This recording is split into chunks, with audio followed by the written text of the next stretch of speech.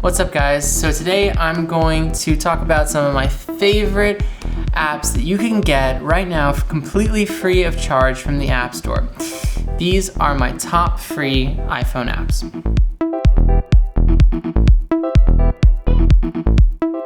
So coming in at number 5 is LevelUp. Now LevelUp is an app that rewards consumer loyalty with savings. So basically, if you dine at the same places over and over again, day after day, you could be saving a lot of money potentially just by downloading this free app. Basically, the way it works is if a restaurant is registered with LevelUp, you can pay for your meals there using the LevelUp app. And once you've spent a certain amount, you will gain a certain amount of credit, which you can then spend at that restaurant. In addition to that, you can find other restaurants that are registered with LevelUp using the app, and it'll often give you credits for your first visit there, meaning you can save money on your first meal just by trying that restaurant. If you're the kind of person who likes to find a place and stick with it, this is the app for you, and you could be saving potentially 10% of everything you spend on food there. Now coming in at number 4 is Periscope. Periscope launched earlier this year as a competitor to Meerkat. Basically, it's a live streaming service based entirely on mobile devices. You can live stream from your smartphone, or alternatively, you can watch other people's live streams. Now, because Periscope is owned and operated by Twitter, the first time you log in, the app will recommend people to follow based on who you follow on Twitter. So if you've already followed everyone you know and love on Twitter, it'll be super easy to jump onto Periscope and find all those same people. Now, alternatively, Periscope has a page where you can discover interesting live streamers. You can even overlay a map view and click on live streams based on where those people are live streaming from. This can be really cool if you want to just take a little virtual trip around the world and see live streams from all sorts of interesting places. Now, where I think Periscope shines is not necessarily as a social network in its own right. Don't get me wrong, I use Periscope a lot and I love it, but what I really use it for is to follow my favorite content creators from other platforms. I think Periscope is a really great service for augmenting that experience.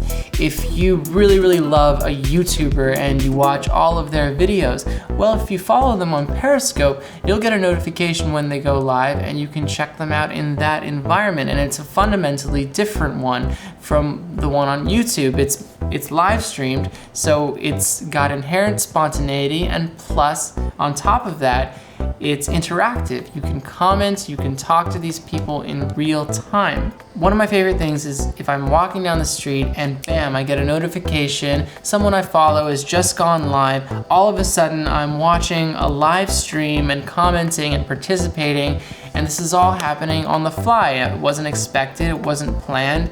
I had no idea this was going to happen. It's a really cool app, and for now, everything's free. There's no ads in there. Nothing's monetized yet, and that might not last long, so I would jump in and check it out. Now, coming in at number 3 is Beam. Now, Beam is perhaps the newest social network kind of creeping onto the scene. It has some similarities to Snapchat's story system in that it lets you take 4-second video clips and add that to your reel. And people who follow you can go in and check out that reel for the next 24 hours. What makes them different, what they're trying to achieve with Beam, is a more authentic social network. You record video by blocking the proximity sensor on the front of your phone, and the way they hope you'll use this is by putting it against your chest. And in this way, you don't have to stare at your screen while you're trying to record something. The experience your followers see is the same thing you see. This actually makes it fundamentally different from Snapchat, because Snapchat is really focused kind of on editing. With Snapchat, you go in and you film a clip or you take a photo, and then it gives you filters and informational overlays, and it wants you to make that clip your own, which is cool in its own right. But Beam goes in the other direction completely. It's an interesting take on that kind of a system. I wish more of my friends use Beam. I hope more of them get on there, and I will definitely be giving Beam a shot myself. Coming in at number 2 is Postmates. Now you might be more familiar with the popular Seamless and Grubhub, but Postmates is an interesting alternative to these popular choices. The way Seamless and Grubhub work is basically just as serving as an intermediary between you and restaurants. Restaurants have their own hired delivery staff, and Seamless gives them your order, and then the restaurant has their delivery staff deliver you the food. The way Postmates works is by hiring their own Postmates or their own couriers, and then those couriers go out and get the food from the restaurant. Those couriers aren't affiliated with the restaurant in any way. And this gives Postmates a unique advantage because Postmates can go out and get you food from pretty much anywhere that they can stand in line and get the food and take it with them. That means they can deliver from restaurants like Chipotle or Shake Shack, places that don't have their own built-in delivery service. This means the number of restaurants Postmates is able to let you order from on their website is potentially far larger than with Seamless or Grubhub. The disadvantage though is that the Postmates couriers work a little bit like services like Uber, which means when you try to order from a restaurant, you're requesting a courier.